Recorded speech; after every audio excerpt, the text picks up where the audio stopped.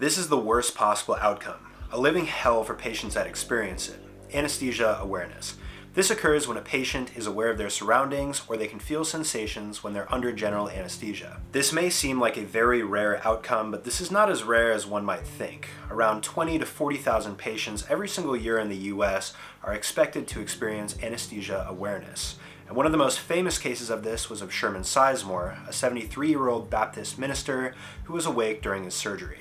On January 19, 2006, Sherman Sizemore was admitted to Raleigh General Hospital in order to do an exploratory surgery to find out the cause of his abdominal pain.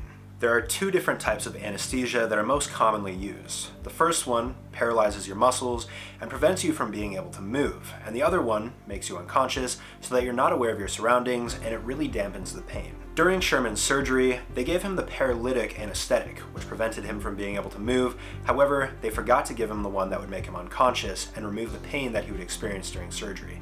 This lasted for roughly 16 minutes before surgeons realized that Sherman was awake, even though he was unable to move or let the people know that was operating on him that he was awake. It's also been said that anesthesiologists, after realizing that Sherman had been awake for the first 16 minutes of his surgery, which were no doubt excruciating, they administered him a drug that would cause amnesia. This would prevent him from realizing what had happened when he woke up. In the 2 weeks following Sherman's botched anesthesia experience, his family said that he could not sleep, that he had persistent nightmares of people trying to bury him alive, and that he refused to be left alone. He was clearly suffering from some form of PTSD after this experience, even if he couldn't fully remember what had happened. And 2 weeks after this experience, on February 2nd, 2006, Sherman Sizemore would take his life. He was clearly unable to deal with the repercussions of him being awake for the surgery.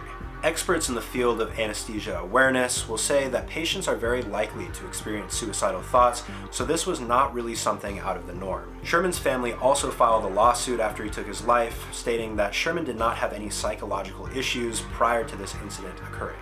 I've actually experienced something somewhat similar to this. When I was around the age of 13 to 14, I was experiencing abdominal pain, so I went in to get explorative surgery to see if I had any ulcers or any other underlying issues that were causing this pain. I fortunately do not have any recollection of the events that unfolded after I was under general anesthesia, but I do remember that it took me a very long time to fall asleep, and after I was out of the operating room, surgeons told me that I had woken up mid-surgery and I had told them that I need more anesthesia. I can say though that for quite some time after I had woken up after the surgery, I did experience more anxiety than I typically would have, and I did have some depressive thoughts. These quickly eased though as I went on with life. After watching this video, my goal is not for you to be wary about going into surgery. It's a very low chance that you're going to experience this. However, it is really scary that this does happen and that this is more common than one otherwise might have thought. If you guys enjoyed this video, make sure to drop a like down below. Leave a comment letting me know what you want to see next. I'm going to try to post more of these long form videos in the future.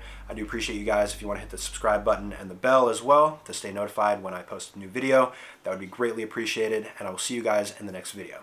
Peace out.